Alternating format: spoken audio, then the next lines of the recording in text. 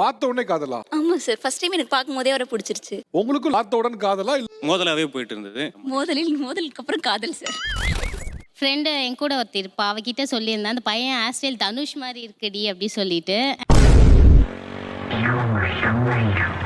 நம்மளது வந்து படையப்பா நீலாம்பரி காம்போ. நம்மளது எப்படின்னு வச்சுக்கோங்களேன், கம்பெனியில் நிறைய பேர் அவங்கள லவ் பண்ணியிருக்காங்க. சும்மா பேச்சை போடலான்னு போடுவேன். ஏன் என் தம்பியை நீ லவ் பண்ற? நான் லவ்வே பண்ணல, பண்ணாதவள அத்தனை பேர் முன்னாடி இன்சல்ட் பண்ற மாதிரி பேசிட்டா. இவனை நான் லவ் பண்ணல, ஆனா பண்ணி உன் தம்பியை ஏமாத்திட்டு போறோம் பாக்குறியா அப்படின்ட்டு ரிவெஞ்ச் எடுத்து போனேன். ஒரே அலுவலகத்தில் வேலை செய்து காதலித்து திருமணம் செய்து கொண்ட கணவன் மற்றும் மனைவி. நீங்க எப்போ உங்க கணவரை ஃபர்ஸ்ட் பாத்தீங்க ஞாபகம் இருக்கா? அப்படி கேளு. என்னோட ட்ரைனிங் முடிச்சுட்டு ஜாயின் பண்ண ஃபர்ஸ்ட் டே. ஸோ ஃபர்ஸ்ட் அவரை கூப்பிட்டதே நான் வந்து அண்ணான்னு தான் கூப்பிட்டேன். அவர் வந்துட்டு அண்ணாலாம் கூப்பிடாத, இட்ஸ் அ கார்ப்பரேட் வேர்ல்டு. பிரதர்னு மட்டும் சொல்லாதீங்க. இதுல யாரெல்லாம் அண்ணான்னு கூப்பிட்டது? எல்லாம் everybody. Everybody. June 8, 2019 he proposed me. என்னோட பர்த்டே அன்னைக்கு ப்ரொபோஸ் பண்ணாரு. ஆனா பெண்கள்ட்ட ஒரு விஷயம் என்னன்னா, அந்த டேட்டை கரெக்டா இன்னமும் ஞாபகம் வச்சுட்டே இருக்குது. இல்ல அதுக்கு தான் அங்க பர்த்டே அன்னைக்கு ப்ரொபோஸ் பண்ணேன். நானும் மறந்துட கூடாதுல. எப்பறா உனக்கு இவ்வளவு கரெக்டா தோணுது? பார்த்த உடனே காதலா? ஆமா சார், ஃபர்ஸ்ட் டைம் எனக்கு பார்க்கும்போதே அவரை பிடிச்சிருச்சு. அப்படி ஒண்ணும் பெருசா இல்லையாப்பா? நோ என்ன அண்ணா நீ காலேஜ் படிச்சுட்டு இருக்கும்போது பார்ட் டைமா வந்து ஒரு ஸ்டுடியோல போயிட்டு ஜாயின் பண்றேன். இவர் வந்து வரல. அப்போ அங்க இருக்கவங்க சொல்லிட்டு இருந்தாங்க, இப்படி ஒரு போட்டோகிராஃபர் இருக்காரு, ஒரு போட்டோஸ் எல்லாமே காமிச்சிட்டு இருந்தாங்க. அவர் வந்து 1 month கழிச்சு தான் வந்து வராரு ஸ்டுடியோக்கு. ஃபர்ஸ்ட் டைம் பார்க்கும்போது இவர் தான் அப்படின்னு சொல்லும் போதே எனக்கு வந்து பிடிச்சி போச்சு. வீரண்டு மிரட்டுறது அப்படி இப்படின்னு சொல்லிட்டு இது வந்து ஒரு மோதலாவே போயிட்டு இருந்தது. அதுக்கப்புறம் தான் கொஞ்சம் பழக கொஞ்சம் காதலம். மோதலுக்கு அப்புறம் காதல் சார். என்னடா நீ எப்ப லவ் சொன்னீங்க? ஆக்சுவலா மிரட்டிட்டே இருப்பாரு எப்பயுமே. அதெல்லாம் நான் சொல்லவே இல்லை. ஒரு 6 மாசம் கழிச்சு அதுக்கப்புறம் அவரா வந்து சொன்னாரு. தயங்கி தான் சொன்னேன். அப்ப நான் ஆளைய விட்டேன் சார், சொல்லல நானு. நல்லா வாங்குற பழி. ஆக்சுவலா அவங்க வேற டீம். இப்போ பார்த்துட்டேன், பிடிச்சிருச்சு. என் கூட ஒருத்தி இருப்பா, அவகிட்ட சொல்லியிருந்தேன் அந்த பையன் ஹேர்ஸ்டைல் தனுஷ் மாதிரி இருக்குடி அப்படி சொல்லிட்டு.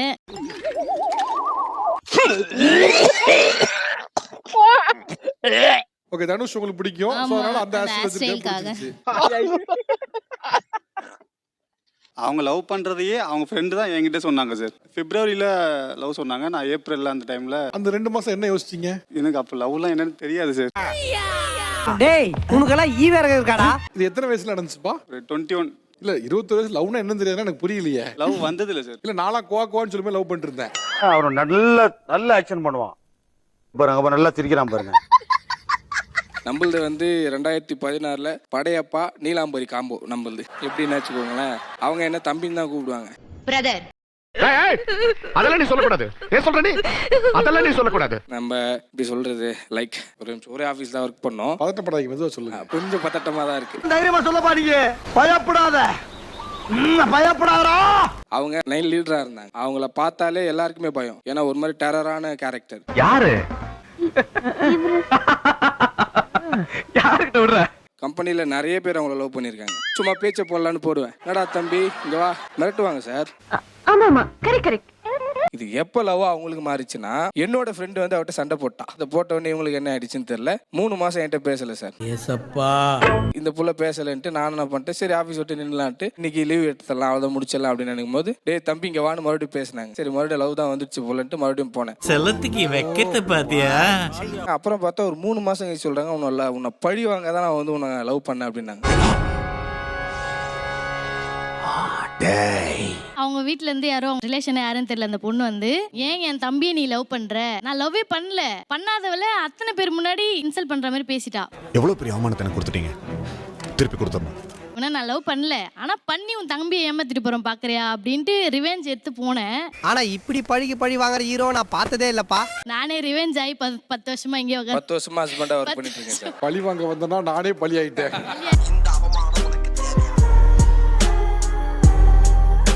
அதான் நான் இன்டர்வியூ போனப்போ அப்பதான் நான் அவங்கள ஃபர்ஸ்ட் பார்த்தேன். என் ஃப்ரெண்டு என்கிட்ட வந்து சொன்னா, நான் நம்பர்லாம் வாங்கிட்டேன்டா அப்படின்னா. அதான் அவன் வாங்கிட்டானேன்னு சொல்லிட்டு அவன் ஃபோன்ல இருந்து நான் நம்பர் எடுத்துட்டேன்.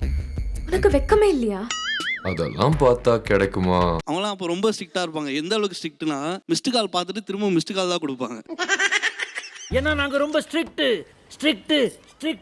அதுக்காகவே ரீசார்ஜ் பண்ணி அவங்க கிட்ட அது இதுன்னு அப்படி இப்படின்னு பேசி நானும் ரொம்ப நாள் பேசினேன். நான் கத்துறேன், என்னை கண்டுக்கிறது இல்லையா? அவாய்ட் பண்றாங்களா? நடுவில் மற்ற பசங்களும் ஒரு ஏய் நான் அந்த பொண்ணை பார்க்குறேன் நீலாம் பார்க்கக்கூடாது மிரட்டுவானுங்க. சரி இதுக்காகவே சரி நம்ம உஷார் பண்ணி லவ் பண்ணி காட்டலாம் ஸ்ருதி எனக்கு மட்டும் தான் சொந்தம்.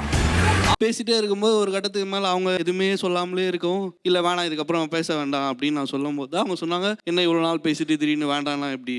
என் பின்னாடி எல்லாம் சுத்துவ பாக்குறப்ப எல்லாம் பல பல காட்டி சிரிப்ப இவ்வளோ பண்ணிட்டு இப்ப என்ன சிஸ்டர்ன்றியா? எது அவங்கள வந்து ஃபர்ஸ்ட் பார்த்தோன்னே பிடிக்க வச்சது? அது என்னன்னு ஸ்பெசிஃபிக்காக சொல்ல தெரியல. இனம் புரியாத ஒரு ஃபீல். ஆமாம் சார் இருந்துச்சு. ஆனால் கல்யாணத்துக்கு அப்புறம் இன்னும் இனம் புரியாம போய்கிட்டு இருக்கு. ரெண்டாவது சொன்ன இனம் புரியாது புரியல எனக்கு. அது புரிய வேண்டாம் சார். எனக்கு கொஞ்சம் எதிர்பார்ப்பெல்லாம் இருந்துச்சு.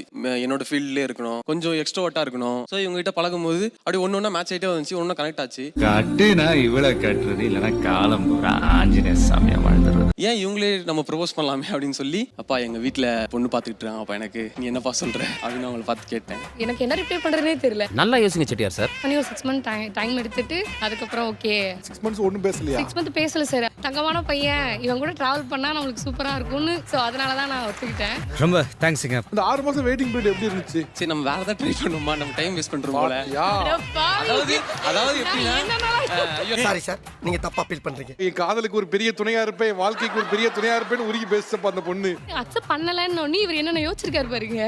மைண்ட் வைஸ் சத்தமா பேசிட்டியப்பா. அந்த இன்னொரு ஆள் யாரு? ஐயோ இதுல அந்த மாதிரிலாம் இல்ல.